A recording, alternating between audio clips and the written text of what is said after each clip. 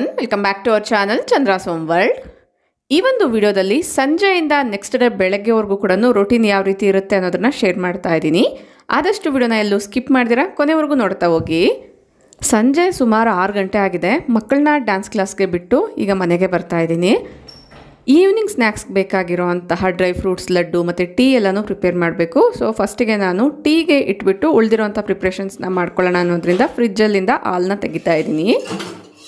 ಹಾಲು ಕಾಯಿಸ್ಬೇಕಾದ್ರೆ ಆದಷ್ಟು ಪಾತ್ರೆಯಲ್ಲಿ ತಳ ಅಂಟಬಾರ್ದು ಅನ್ನೋದಾದರೆ ಫಸ್ಟಿಗೆ ಪಾತ್ರೆನ ಒಂದ್ಸತಿ ನೀರಲ್ಲಿ ತೊಳೆದು ವೆಟ್ಟಿದ್ದಂಗೆ ನಾವು ಹಾಲನ್ನ ಹಾಕ್ಬಿಟ್ಟು ಬಾಯ್ಲ್ ಮಾಡೋಕ್ಕೆ ಇಡಬೇಕಾಗತ್ತೆ. ಈ ರೀತಿ ಇಡೋದ್ರಿಂದ ಕೆಳಗಡೆ ಏನು ಲೇಯರ್ ಕಟ್ಟುತ್ತೆ ಪಾತ್ರೆಯಲ್ಲಿ ಅದು ಅವಾಯ್ಡ್ ಆಗುತ್ತೆ. ಸಿಸರ್ಸ್ ಎಲ್ಲ ಏನು ಯೂಸ್ ಮಾಡಿರ್ತೀವಿ ಅದನ್ನು ಆದಷ್ಟು ಡ್ರೈ ಕ್ಲಾತಿಂದ ಒರೆಸಿ ಇಡೋದಾದರೆ ಶಾರ್ಪ್ನೆಸ್ ಅನ್ನೋದು ಕಡಿಮೆ ಆಗದಿರ ಇರುತ್ತೆ. ಹಾಲಿನ ಕವರ್ಸ್ನ ನಾನು ಈ ರೀತಿ ತೊಳೆದ್ಬಿಟ್ಟು ಗೋಡೆಗೆ ಈ ರೀತಿ ಅಂಟಿಸ್ತಾ ಇರ್ತೀನಿ. ಇದೆಲ್ಲ ಕೂಡ ನೆನ್ನೆ ತೊಳೆದಿಟ್ಟಿರುವಂಥ ಪೇಪರ್ಸು, ಅದನ್ನೆಲ್ಲ ಕೂಡ ಈಗ ಡಸ್ಟ್ಬಿನ್ಗೆ ಹಾಕಿ ಈಗ ತೊಳೆದಿರುವಂಥ ಕವರ್ನ ಗೋಡೆಗೆ ಈ ರೀತಿ ಅಂಟಿಸಿರ್ತೀನಿ. ಈ ರೀತಿ ಮಾಡೋದ್ರಿಂದ ಅದರಲ್ಲಿರುವಂಥ ಮಾಯ್ಶ್ಚರ್ ಎಲ್ಲ ಕೂಡ ಡ್ರೈ ಆಗುತ್ತೆ. ಡೈರೆಕ್ಟಾಗಿ ತೆಗೆದು ಡಸ್ಟ್ಬಿನ್ಗೆ ಹಾಕಿದ್ರು ಕೂಡ ಯಾವುದೇ ರೀತಿ ಸ್ಮೆಲ್ ಎಲ್ಲ ಬರ್ದಿರ ಇರುತ್ತೆ. ಹಾಲಿನ ಕವರ್ ಅಂಟಿಸಿರುವಂಥ ಜಾಗದಲ್ಲಿ ಅಬ್ಸರ್ವ್ ಮಾಡಿದ್ರೆ ಸ್ವಲ್ಪ ಇರುವೆಗಳೆಲ್ಲ ಕೂಡ ಕಾಣಿಸ್ತಾ ಇತ್ತು. ಸೊ ಅದಕ್ಕೋಸ್ಕರ ಕ್ವಿಕ್ಕಾಗಿ ನಾನು ಚಾಕ್ ಪೀಸ್ ಎಲ್ಲ ಬರುತ್ತೆ ಅಲ್ವಾ, ಸೊ ಚಾಕ್ ಪೀಸ್ನ ಈ ರೀತಿ ಬರಿತಾ ಇದ್ದೀನಿ. ಚಾಕ್ ಪೀಸ್ ಇಲ್ಲ ಅನ್ನೋದಾದ್ರೆ ಕರ್ಪೂರ ಇರ್ಬೋದು ಅಥವಾ ಎಸೆನ್ಷಿಯಲ್ ಆಯಿಲ್ ಇರ್ಬೋದು, ಹಾಕ್ಬೋದು.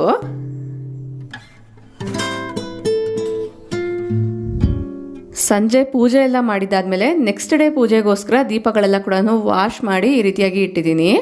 ಇದನ್ನೆಲ್ಲ ಕೂಡ ಬಟ್ಟೆಯಿಂದ ಒರೆಸಿ ಇಟ್ಟರೆ ವಾಟರ್ ಮಾರ್ಕ್ಸ್ ಅನ್ನೋದು ಬೀಳ್ದಿರ ಇರುತ್ತೆ. ಬೆಳಗಿನ ಟೈಮು ಪೂಜೆ ಮಾಡುವಾಗ ದೀಪಗಳೆಲ್ಲ ಶುಭ್ರ ಮಾಡ್ಕೊಳ್ಬೇಕು ಅಂದರೆ ಜಾಸ್ತಿ ಟೈಮ್ ಬೇಕಾಗುತ್ತೆ. ಸೊ ಅದಕ್ಕೋಸ್ಕರ ಆದಷ್ಟು ಈವ್ನಿಂಗ್ ಟೈಮಲ್ಲೇ ಈ ರೀತಿ ದೀಪಗಳೆಲ್ಲ ಕೂಡ ಕ್ಲೀನ್ ಮಾಡಿ ಒಂದು ಬಟ್ಟೆಯಿಂದ ಒರೆಸ್ಬಿಟ್ಟು ಇಟ್ಕೊಳ್ತೀನಿ.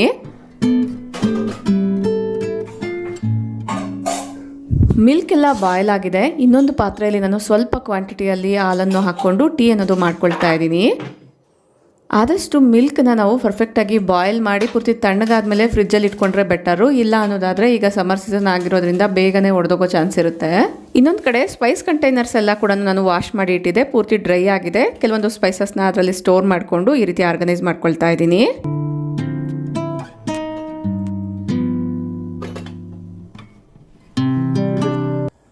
ಇದು ಮಿಲ್ಕ್ ವಾರ್ಮ್ ಮಾಡ್ಕೊಳ್ಳೋವಂಥದ್ದು.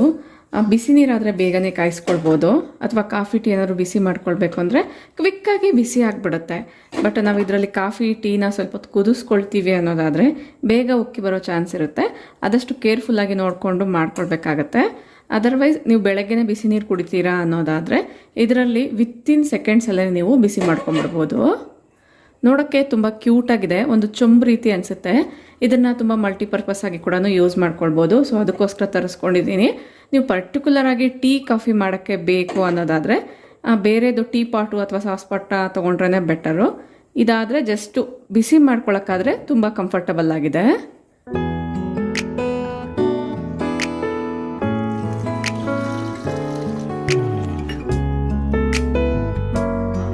ಪ್ರತಿನಿತ್ಯ ಒಂದು ಡ್ರೈ ಫ್ರೂಟ್ ಲಡ್ಡುನ ತಗೊಳ್ಳೋದ್ರಿಂದ ಹೆಲ್ತ್ ವೈಸ್ ತುಂಬಾ ಒಳ್ಳೆಯದು.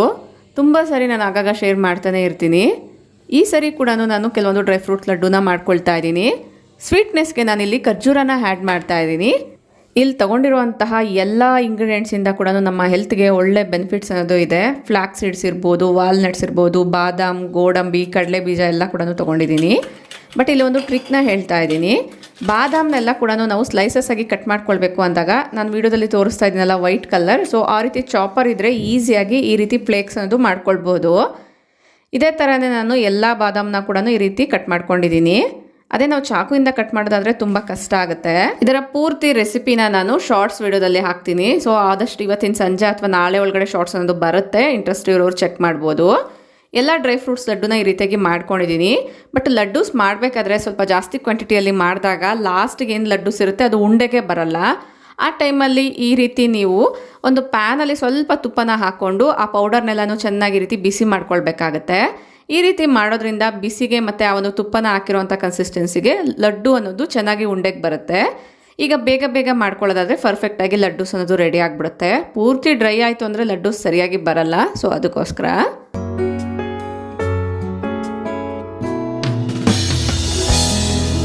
ರಾತ್ರಿ ಊಟಕ್ಕೋಸ್ಕರ ರೆಡಿ ಮಾಡ್ಕೊಳ್ತಾ ಇದ್ದೀನಿ. ಮಧ್ಯಾಹ್ನ ಮಾಡಿರುವಂಥ ಪಲಾವ್ ಸ್ವಲ್ಪ ಉಳಿದಿತ್ತು, ಅದನ್ನು ಒಂದು ಬೌಲ್ಗೆ ತೆಗೆದಿಟ್ಕೊಂಡಿದ್ದೀನಿ. ಇದೇ ಕುಕ್ಕರಲ್ಲೇ ನಾನು ರೈಸ್ ಮಾಡ್ತಾ ಇದ್ದೀನಿ. ಇದರ ಜೊತೆಗೆ ಮಧ್ಯಾಹ್ನ ನಾನು ಸಬ್ಬಕ್ಕಿ ಮತ್ತು ಹೆಸರುಬೇಳೆನ ಯೂಸ್ ಮಾಡಿಕೊಂಡು ಪಾಯಸ ಮಾಡಿದ್ದೆ. ಅದರ ಶಾರ್ಟ್ ವಿಡಿಯೋನ ಕೂಡ ರಿಲೀಸ್ ಮಾಡಿದ್ದೀನಿ. ಆ್ಯಕ್ಚುಲಿ ಈ ಒಂದು ವ್ಲಾಗ್ ಬಂದು ಲಾಸ್ಟ್ ಗುರುವಾರ ಮತ್ತು ಶುಕ್ರವಾರದ ವ್ಲಾಗ್ ಆಗಿರುತ್ತೆ.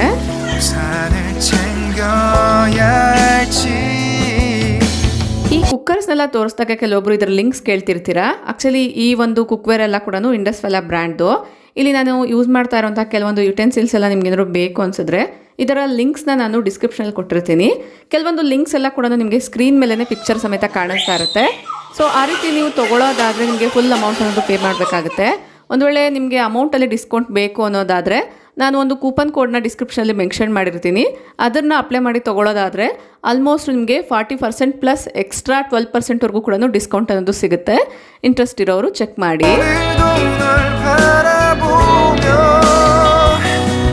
ನೆಕ್ಸ್ಟ್ ಈಗ ವಿಡಿಯೋಗೆ ಬರೋದಾದರೆ ವಡೆಗೋಸ್ಕರ ನಾನು ಕಡಲೆಬೇಳೆನ ನೆನೆಸಿಟ್ಕೊಂಡಿದ್ದೆ.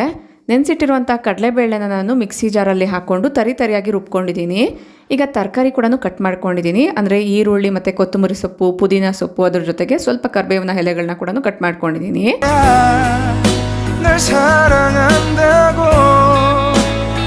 ಈಗ ಒಂದು ಬೌಲ್ನ ತಗೊಂಡು ತರಿಯಾಗಿ ರುಬ್ಬಿಟ್ಕೊಂಡಿರುವಂಥ ಕಡಲೆಬೇಳೆ, ಸಣ್ಣದಾಗಿ ಚಾಪರಲ್ಲಿ ಕಟ್ ಮಾಡ್ಕೊಂಡಿರುವಂತಹ ಈರುಳ್ಳಿ ಮತ್ತು ಸೊಪ್ಪುಗಳೆಲ್ಲನೂ ಏನು ಕಟ್ ಮಾಡ್ಕೊಂಡಿದ್ದೀನಿ, ಅದರ ಜೊತೆಗೆ ಶುಂಠಿ ಬೆಳ್ಳುಳ್ಳಿನ ಪೇಸ್ಟ್ ಮಾಡ್ಕೊಂಡಿದ್ದೀನಿ. ನೀವು ಶುಂಠಿ ಬೆಳ್ಳುಳ್ಳಿನ ಕಡಲೆಬೇಳೆ ರುಬ್ಕೊಳ್ಬೇಕಾದ್ರೂ ಕೂಡ ಹಾಕಿ ಪೇಸ್ಟ್ ಮಾಡ್ಕೊಳ್ಬೋದು.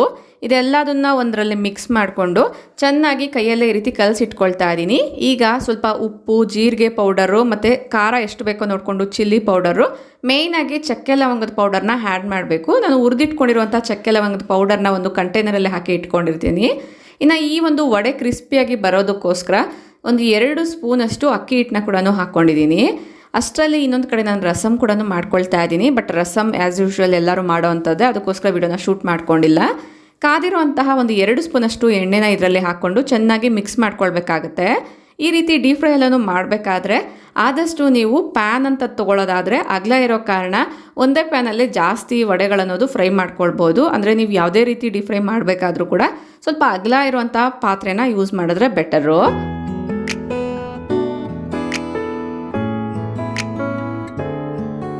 ಈ ಮಸಾಲ ವಡನ ತುಂಬ ಕ್ರಿಸ್ಪಿಯಾಗಿ ಮಾಡ್ಕೊಳ್ಳೋದಕ್ಕೋಸ್ಕರ ನಾರ್ಮಲಾಗಿ ಆನಿಯನ್ ಪಕೋಡ ಎಲ್ಲನೂ ಏನು ಮಾಡ್ತೀವಿ ಅದೇ ಥರನೇ ಮಾಡ್ಕೊಳ್ತಾ ಇದ್ದೀನಿ.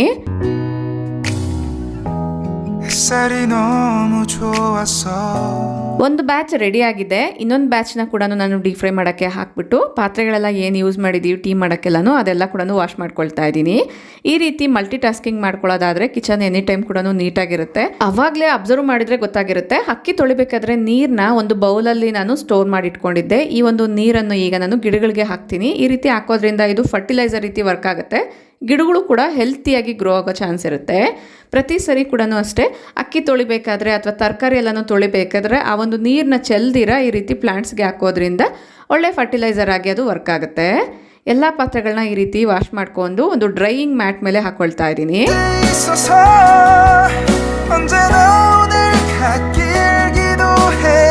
ಇದೆಲ್ಲ ಆಗಸ್ಟಲ್ಲಿ 3 ಬ್ಯಾಚು ವಡೆ ಅನ್ನೋದು ರೆಡಿ ಆಗಿದೆ. ಬಟ್ ಇಲ್ಲಿ ನೀವು ಅಬ್ಸರ್ವ್ ಮಾಡ್ಬೋದು, ಒಂದು ಬ್ಯಾಚಸ್ ಕೂಡ ವಡೆಯಲ್ಲಿ ಉಳ್ಕೊಂಡಿಲ್ಲ. ಅಂದರೆ ಎಲ್ಲರೂ ಕೂಡ ತುಂಬ ಇಷ್ಟಪಟ್ಟು ತಿಂತಾ ಇರೋದ್ರಿಂದ ಬೇಗನೆ ಖಾಲಿ ಆಗ್ತಾ ಇರುತ್ತೆ. ಅಷ್ಟೊಂದು ರುಚಿಯಾಗಿರುತ್ತೆ ಈ ಒಂದು ವಡ ಕಮ್ ಪಕೋಡ ಅಂತಲೇ ಹೇಳ್ಬೋದು.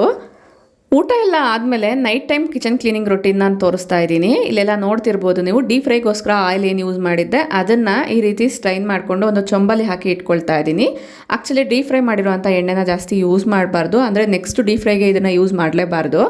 ಒಂದು ಚೊಂಬಲ್ ಹಾಕಿರುವಂಥ ಎಣ್ಣೆನ ನಾನು ಜಸ್ಟ್ ಒಗ್ಗರಣೆ ಎಲ್ಲನೂ ಮಾಡಬೇಕಾದ್ರೆ ಮಾತ್ರ ಯೂಸ್ ಮಾಡ್ಕೊಳ್ತೀನಿ. ಸಾಂಬಾರ್ಗಿರ್ಬೋದು ಅಥವಾ ಬ್ರೇಕ್ಫಾಸ್ಟ್ಗೆಲ್ಲನೂ ಮಾಡಬೇಕಾದ್ರೆ ಒಗ್ಗರಣೆ ಮಾಡೋಕ್ಕೋಸ್ಕರ ಮಾತ್ರ ಯೂಸ್ ಮಾಡ್ಕೊಳ್ತೀನಿ. ಈಗ ಇದು ಆಲ್ ಪರ್ಪಸ್ ಕ್ಲೀನಿಂಗ್ ಲಿಕ್ವಿಡು ನಿನ್ನೆ ಒಂದು ಶಾರ್ಟ್ ಕೂಡ ರಿಲೀಸ್ ಮಾಡಿದ್ದೆ. ಅದನ್ನು ಸ್ಪ್ರೇ ಮಾಡಿಕೊಂಡು ಅಡುಗೆ ಮನೆ ಎಲ್ಲ ಕ್ಲೀನ್ ಮಾಡ್ಕೊಳ್ತಾ ಇದ್ದೀನಿ. ಯೂಶ್ವಲಿ ಈಗ ಸ್ವಲ್ಪ ಸೆಕೆಕಾಲ ಆಗಿರೋದ್ರಿಂದ ಸಣ್ಣ ಸಣ್ಣ ಇರುವೆಗಳು ಸ್ವಲ್ಪ ಜಿಡ್ಡೇನಾದರೂ ಅಡುಗೆ ಮನೆಯಲ್ಲಿ ಕಾಣಿಸ್ಕೊಂಡ್ರು ಕೂಡ ಬೇಗ ಇಮ್ಮಿಡಿಯೇಟಾಗಿ ಅಟ್ರಾಕ್ಟ್ ಆಗ್ತಿರುತ್ತೆ. ಅದು ಅವಾಯ್ಡ್ ಮಾಡಬೇಕು ಅಂದರೆ ಆದಷ್ಟು ವೆನಿಗರ್ ಬೇಸ್ಡ್ ಲಿಕ್ವಿಡ್ಸ್ನ ಯೂಸ್ ಮಾಡೋದಾದರೆ ಅಡುಗೆ ಮನೆಯಲ್ಲಿ ಬರುವಂಥ ಸಣ್ಣ ಸಣ್ಣ ಜಿಡ್ಡಿರುವೆಗಳೆಲ್ಲ ಕೂಡ ಕಡಿಮೆ ಆಗುತ್ತೆ. ಲಡ್ಡೂಸ್ ಎಲ್ಲ ಮಾಡಿದಾಗ ಟೇಸ್ಟ್ಗೋಸ್ಕರ ಮಕ್ಕಳು ತೊಗೊಂಡಾಗ ಅದರ ಪೌಡರ್ ಎಲ್ಲ ಕೆಳಗಡೆ ಎಲ್ಲ ಬೀಳ್ತಿತ್ತು. ಸೊ ಅದಕ್ಕೋಸ್ಕರ ನಾನು ಅಡುಗೆ ಮನೆಯ ಫ್ಲೋರ್ನ ಕೂಡ ಒಂದ್ಸರಿ ಬಟ್ಟೆಯಿಂದನೇ ನೀಟಾಗಿ ಒರೆಸ್ಕೊಳ್ತಾ ಇದ್ದೀನಿ. ಈ ರೀತಿ ಕಿಚನ್ನ ನೈಟಲ್ಲೇ ಕ್ಲೀನ್ ಮಾಡಿ ಇಡೋದ್ರಿಂದ ಯಾವುದೇ ಕಾಕ್ರೋಚಸ್ ಇರ್ಬೋದು, ಸಣ್ಣ ಸಣ್ಣ ಪೆಸ್ಟ್ ಎಲ್ಲ ಕೂಡ ಅವಾಯ್ಡ್ ಆಗುತ್ತೆ. ನೆಕ್ಸ್ಟ್ ಡೇ ಶುಕ್ರವಾರದ ದಿನ ನೀರಿನ ಮಡಕೆಗಳೆಲ್ಲ ಖಾಲಿ ಮಾಡಬಾರ್ದು ಅಂತ ಹೇಳ್ತಾರೆ. ಸೊ ಅದಕ್ಕೋಸ್ಕರ ನಾನು ಹಿಂದಿನ ದಿನ ಅಂದರೆ ಗುರುವಾರದ ದಿನ ರಾತ್ರಿಯಲ್ಲಿನೇ ಮಣ್ಣಿನ ಮಡಕೆನ ಸ್ವಲ್ಪ ಉಪ್ಪಾಕಿ ನೀಟಾಗಿ ಕ್ಲೀನ್ ಮಾಡಿ ಇದ್ರ ತುಂಬ ನೀರು ತುಂಬಿಸಿ ಇಟ್ಕೊಳ್ತೀನಿ.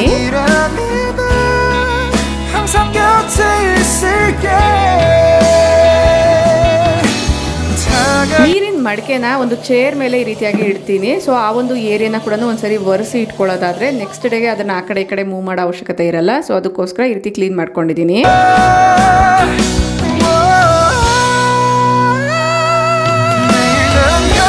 ಇಲ್ಲಿಗೆ ನೈಟ್ ಟೈಮ್ ಕಿಚನ್ ರೊಟೀನ್ ಮುಗೀತು.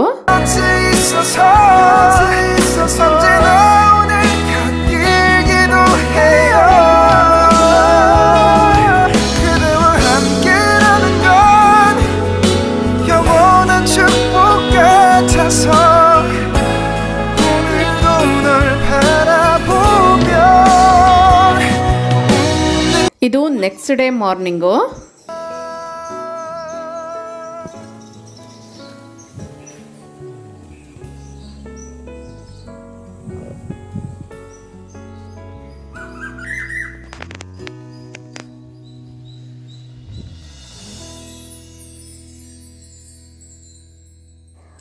ನೈಟಲ್ಲೇ ಅಡುಗೆ ಮನೆ ಕ್ಲೀನ್ ಮಾಡಿ ಇಟ್ಕೊಂಡಿರೋದ್ರಿಂದ ಪ್ಲೆಸೆಂಟಾಗಿ ಇದೆ. ಸೊ ಎಂಟ್ರಿ ವೇಯಲ್ಲಿರುವಂಥ ಗಿಡಗಳನ್ನೆಲ್ಲ ಕೂಡ ಒಂದ್ಸರಿ ಚೆಕ್ ಮಾಡ್ಕೊಳ್ತಾ ಇದ್ದೀನಿ. ಯಾವ್ದಾದ್ರು ಗಿಡ ತುಂಬ ಡ್ರೈ ಆಗಿದೆಯಾ, ನೀರೆಲ್ಲನೂ ಹಾಕಬೇಕಾ, ಏನಾದರೂ ಕ್ಲೀನಿಂಗ್ಸ್ ಎಲ್ಲ ಇದೆಯಾ ಅಂತ.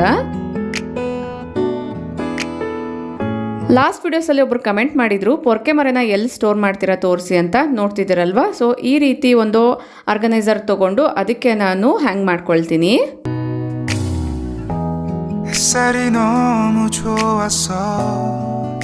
ಸಮ್ಮರ್ ಸ್ಟಾರ್ಟಿಂಗ್ ಡೇಸಲ್ಲಿ ತುಂಬ ಧೂಳು ಅನ್ನೋದು, ಡಸ್ಟ್ ಅನ್ನೋದು ಬರ್ತಾ ಇರುತ್ತೋ. ಅದನ್ನು ಅವಾಯ್ಡ್ ಮಾಡೋದಕ್ಕೋಸ್ಕರ TV ಯೂನಿಟ್ ಹತ್ರ ನಾನು ಟೇಬಲ್ ರನ್ನರ್ಸ್ನ ಯೂಸ್ ಮಾಡಿದ್ದೆ.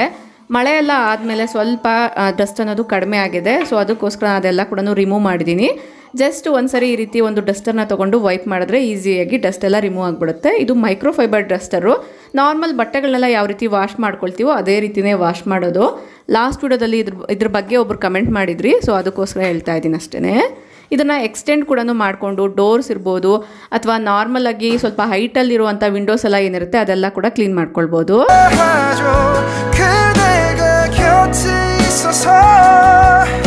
ಈಗ ನಾನು ತುಳಸಿ ವಾಟರ್ನ ಕುಡಿತಾ ಇದ್ದೀನಿ. ತುಳಸಿ ಗ್ರೀನ್ ಟೀನ ಪ್ರಿಪೇರ್ ಮಾಡ್ಕೊಳ್ತಾ ಇದ್ದೀನಿ. ಬಿಸಿ ನೀರಿಗೆ ಈ ಒಂದು ಟೀ ಬ್ಯಾಗ್ನ ಹಾಕಿ 1 ನಿಮಿಷ ಬಿಟ್ಬಿಟ್ರೆ ಸೊ ಇದರಲ್ಲಿರೋ ಅಂತಹ ರಸ ಎಲ್ಲ ಕೂಡ ಬಿಟ್ಕೊಳ್ಳುತ್ತೆ. ಮನೆ ಕ್ಲೀನಿಂಗ್ ಎಲ್ಲ ಮಾಡಿಸಿದಾಗಿದೆ. ಈಗ ಕೆಳಗಡೆ ಗೇಟ್ ಹತ್ರ ರಂಗೋಲಿನ ಹಾಕೋಣ ಅನ್ನೋದ್ರಿಂದ ಬಂದಿದ್ದೀನಿ.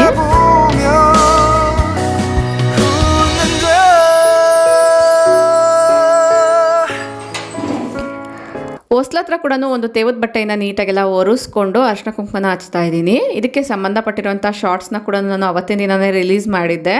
ಇಂಟ್ರೆಸ್ಟ್ ಇರೋರು ಚೆಕ್ ಮಾಡ್ಬೋದು. ಜಸ್ಟ್ ನಾನು ಬಟ್ಟೆಯಿಂದ ಒರೆಸಿ ಆಮೇಲೆ ಅರ್ಶಿನ ಕುಂಕುಮದಿಂದ ಅಲಂಕಾರ ಮಾಡಿದ್ದೀನಿ. ಈಗ ವಾಕ್ ಹೋಗೋಣ ಅನ್ನೋದ್ರಿಂದ ಎಲ್ಲರೂ ರೆಡಿ ಆಗ್ತಾ ಇದ್ದೀವಿ. ಸೊ ಶೂಸ್ ಹಾಕೊಂಡು ವಾಕ್ ಮಾಡಿದ್ರೆ ಕಂಫರ್ಟ್ ಆಗಿರುತ್ತೆ ಅಲ್ವಾ.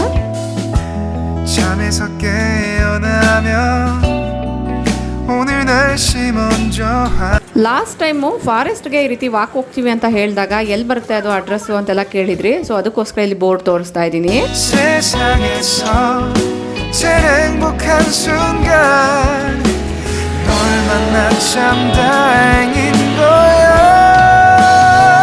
ಬುಧವಾರ ಗುರುವಾರ ಮಳೆ ಎಲ್ಲನೂ ಆಗಿದ್ದ ಕಾರಣ ವೆದರ್ ತುಂಬಾನೇ ಪ್ಲೆಸೆಂಟ್ ಆಗಿ ಕೂಲ್ ಆಗಿ ಇತ್ತು. ಇಲ್ಲಿ ಮಣ್ಣು ಅಬ್ಸರ್ವ್ ಮಾಡಿದ್ರೇನೆ ಗೊತ್ತಾಗ್ತಾ ಇರುತ್ತೆ.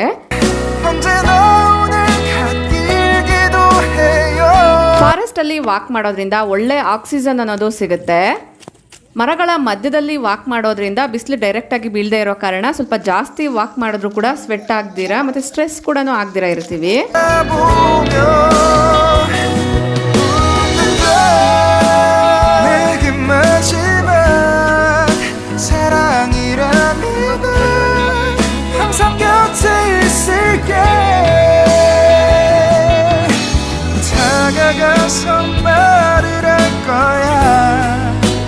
사랑한다고 언제까지나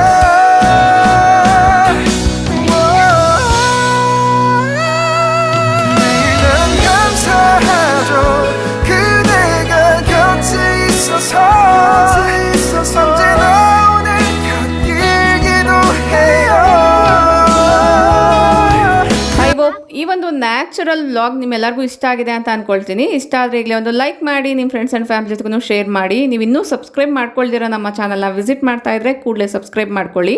ನಿಮ್ಗೆ ಯಾವ ರೀತಿ ಕಂಟೆಂಟ್ ವೀಡಿಯೋಸ್ ಬೇಕು ಅನ್ನೋದು ಕೂಡ ನಿಮ್ಮ ಅಭಿಪ್ರಾಯಗಳನ್ನ ನನಗೆ ಕಮೆಂಟಲ್ಲಿ ತಿಳಿಸ್ಬೋದು. ಇನ್ನೊಂದು ಇಂಟ್ರೆಸ್ಟಿಂಗ್ ಆಗಿರುವಂಥ ವೀಡಿಯೋ ಜೊತೆಗೆ ಮತ್ತೆ ಸಿಗ್ತೀನಿ. ಅಲ್ಲಿವರೆಗೂ ಟೇಕ್ ಕೇರ್, ಬಾಯ್ ಬಾಯ್, ನಮಸ್ತೆ, ಥ್ಯಾಂಕ್ ಯು ಫಾರ್ ವಾಚಿಂಗ್.